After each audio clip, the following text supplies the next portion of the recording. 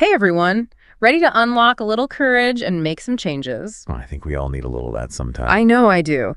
And that's why we're diving deep into this book today, The 5-Second Rule. Ooh, that sounds interesting. It is. It's all about using this super simple tool, a countdown from 5. 5, 4, 3, 2, 1. Like a rocket launch. Exactly. To stop yourself from overthinking and just take action. That's something we could all use a little help with, I think. Totally. And what I love about this book is how it mixes personal stories with all this cool research from psychology and neuroscience. It's like a personal transformation guide, but with science to back it up. Right. And the author kicks things off with this great analogy about fish. You know, the one David Foster Wallace told. Oh, yeah. About how we don't even realize the things that are shaping our lives, like those fish who don't even know what water is. Exactly. We're swimming through life surrounded by these doubts and fears and habits. But we don't even see them. And the author was really stuck in that place for a while. She talks about feeling totally overwhelmed and full of self-doubt. She describes this feeling of being trapped like there's no way out. And it's in that moment that she has this aha moment, watching a rocket launch on TV and hearing that countdown 5, 4, 3, 2, 1. She realized she could use that same countdown to launch herself into action. So how did she start using the rule? Like, what was the first thing? Well, at first it was all about those small everyday wins. Yeah. You know, like using the countdown to get out of bed in the morning. No, I definitely need help with that. Right. It's about beating that snooze button and starting the day with intention. Okay, so getting out of bed, but then what? From there, she started applying it to other areas of her life. Speaking up in meetings, facing her fear of flying, making tough phone calls. All powered by that 5-second countdown. Exactly. And you know what's fascinating? The book actually delves into the science behind why this works. So it's not just like a motivational trick? Not at all. That 5-second countdown, it actually interrupts your brain's autopilot. Okay, how so? It shifts the activity to your prefrontal cortex, which is like the command center for decision making. So it's like hitting the brakes on those automatic thoughts before they can take over. Precisely. It's about seizing that tiny window of opportunity before your doubts and fears creep in. That makes sense. I can see how that would be helpful. Think about it like this. You've decided to go to the gym, right? But then your mind starts coming up with all these excuses not to go. You're tired. It's cold. There's that new show on Netflix. Tell me about it. But if you start counting down 5, 4, 3, 2, 1, Yeah? and you just get up and put on your workout clothes. You've tricked your brain into taking action. Exactly. By the time your brain catches up, you're already halfway out the door. I love that. So we've got these personal stories and these scientific explanations, but does she bring in any other examples, like from history or anything? Oh, absolutely. She talks about how some groundbreaking inventions came about because people just acted on instinct. Oh, really? Like what? Like John Walker, who accidentally discovered matches while stirring chemicals. Or George de Mestral, who invented Velcro. Yeah. After noticing how burrs stuck to his dog's fur, they weren't carefully planned inventions, just these moments of insight followed by action. Wow, that's pretty cool. It makes you wonder what we might miss out on when we overthink things. And you know, what I find really interesting is how she connects this idea of acting on instinct to some really major historical figures, too. Absolutely. She talks about Rosa Parks refusing to give up her seat on the bus. Oh, yeah. It wasn't planned or anything. It was just this spontaneous decision in the moment. You know, in an interview later, she even said that the time had just come and it just sort of happened.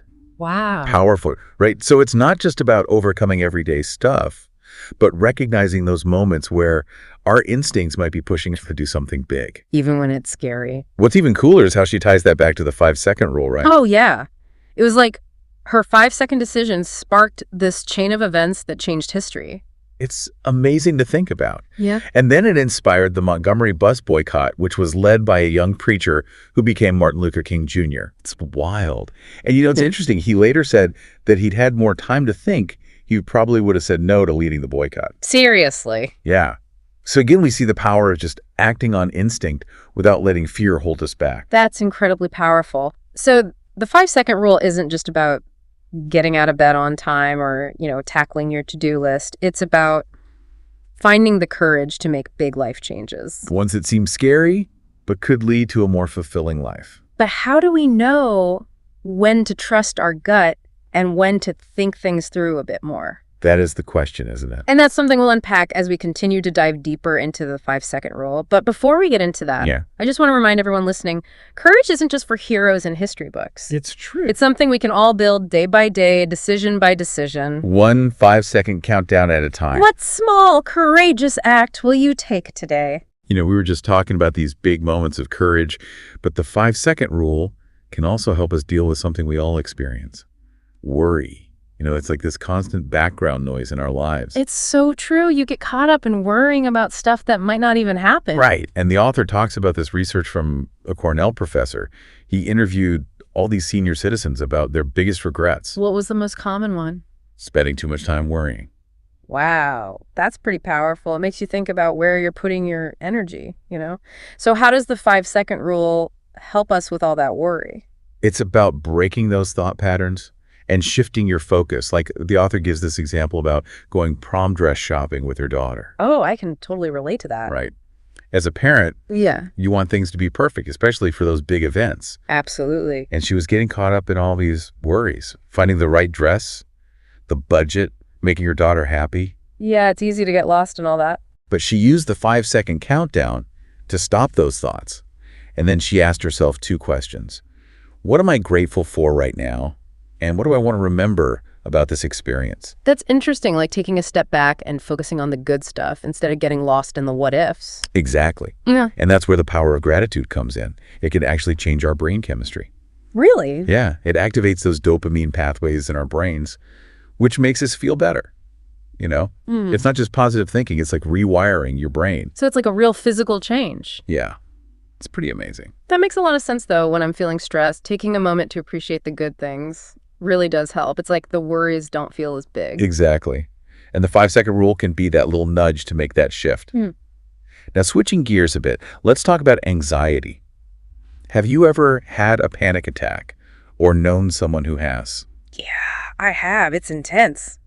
And sometimes hard to understand why it's happening. The author uses this analogy about having a near miss in a car. Your body goes into fight or flight mode, but since there's no real danger, your mind scrambles to find a reason for all those physical feelings. Oh, wow. I get it. Like your body's freaking out, but your mind's trying to catch up. Right. And when it can't figure out why, it makes the anxiety even worse. So how can the 5-second rule help in those moments? It can break that cycle by shifting your focus, like she talks about reframing pre-speech jitters as excitement. I've heard that fear and excitement can feel really similar. They are. It's all about how we interpret those feelings. It's like choosing to see the nervousness as a sign that you're about to do something cool and challenging. Exactly. And sometimes that means pushing ourselves even when we don't feel like it. The author actually uses the Nike slogan, "Just do it." Oh, I love that. It's a good reminder that we don't have to wait for motivation to strike. We just have to take that first step. That's great advice. What about those times when we're not just stuck, but actively avoiding something? Procrastination. Procrastination. We all know it well. The book actually talks about 2 kinds. Destructive procrastination, which is avoiding stuff we need to do. And then there's productive procrastination. Productive procrastination? What's that? It's actually pretty interesting. It's like when you step away from a project and let your mind wander, you can come up with new ideas. It's like your subconscious is working in the background. So sometimes it's not laziness. Right. It's part of the process. She even talks about writing this book. It took longer than she expected, and she was beating herself up about it. But then she realized those breaks helped her come back with fresh ideas. That makes sense. Sometimes you need distance to see things clearly. So if productive procrastination is about letting your mind wander, how do we deal with the other kind, the avoiding stuff kind? That's where the future you comes in. Future you. Okay, I'm listening. So the book talks about how when we can visualize our future selves, the people we want to become, it helps us make better decisions now. So if you're procrastinating, ask yourself, what would my future you do? That's interesting. It's like tapping into your long-term goals to beat that urge to procrastinate. So think about your future. What do they want you to do right now? Are they hitting that snooze button or tackling that project? Exactly. And it doesn't have to be big stuff like careers. It can be like choosing to go for a run instead of watching TV. It's about aligning your actions with the person you want to be. I love that. So we've talked about how the 5-second rule can help us with worry, anxiety, and procrastination. And through it all, the message is we have more control than we think. We have the power to make a choice. To push ourselves and create the life we want. We've talked about courage a lot, and for some people it can feel kind of intimidating, Yeah, like it's this big heroic thing. But it can be something small too, right? Everyday courage. Absolutely. And the book talks about how that ties into confidence. Right. A lot of people think confidence is something you're born with, but she says real confidence comes from taking action even when you're scared. It's like building a muscle. The more you use it, the stronger it gets. She tells this story about speaking at a Cisco conference, and she challenged the audience to use the 5-second rule to introduce themselves to 3 strangers. Okay.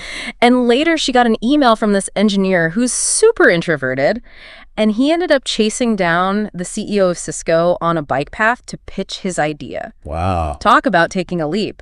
And it totally boosted his confidence, opened up all these possibilities. It's amazing what can happen when you push yourself. It reminds me of another story about how the Frappuccino came to be. Oh, yeah. It started with a Starbucks employee who just had this gut feeling that they should create a blended iced coffee drink. Really? Yeah.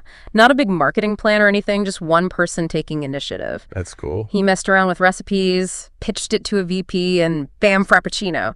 So sometimes following your instincts can lead to some pretty big things. It's like trusting that inner voice and exploring what excites you, even if it seems a little out there. And she encourages us to be curious, even a little envious, to use that as a guide. It's true. When you see someone doing something cool, it might mean you want that for yourself too.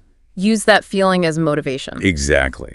She has this story about a banker who was feeling unfulfilled. Okay. She was always into nutrition, so she took a night class just for fun. That led to a certification, new job opportunities. She totally changed her life just by following that curiosity. That's inspiring. Shows it's never too late to go after what you want. Sometimes, though, it's not about starting something new. It's about speaking up for what you already believe in. Like finding your voice. Right. There's this guy, Todd, in the book. He felt pressure to study law and business, but he really wanted to do physical education. Oh, wow. He was miserable just going through the motions, but he finally used the 5-second rule to break free. Good for him. It takes guts to go against what people expect, especially family, but sometimes it's the only way to be true to yourself. And speaking of being authentic, the book also talks about having those tough conversations, expressing your feelings even when it's scary. That can be hard. She tells the story about her dad being diagnosed with a brain aneurysm. Oh, wow. And it made them have this really deep conversation that they probably wouldn't have had otherwise. She says, don't wait for the right time to talk to the people you love. That's so important. You never know what might happen, so don't wait for a crisis to force those conversations. It's about living intentionally and not taking things for granted. Express your love, gratitude. Tell people what they mean to you. And don't wait. Use that 5-second rule to push yourself. It all comes back to taking action, right? Small moments of courage can have a big impact. They really can. And she ends the book with this great line, one moment of courage can change your day. One day can change your life, and your life can change the world. Powerful stuff. So it all comes back to that idea that we have more control than we think. The 5-second rule is just a tool to help us bridge that gap between what we want to do and actually doing it. It's about making a choice to step outside your comfort zone and create the life you want. So what small, courageous step will you take today? That's a great question to think about. We'd love to hear about your own 5-second wins. Share your stories with us on social media. And until next time, keep diving deep.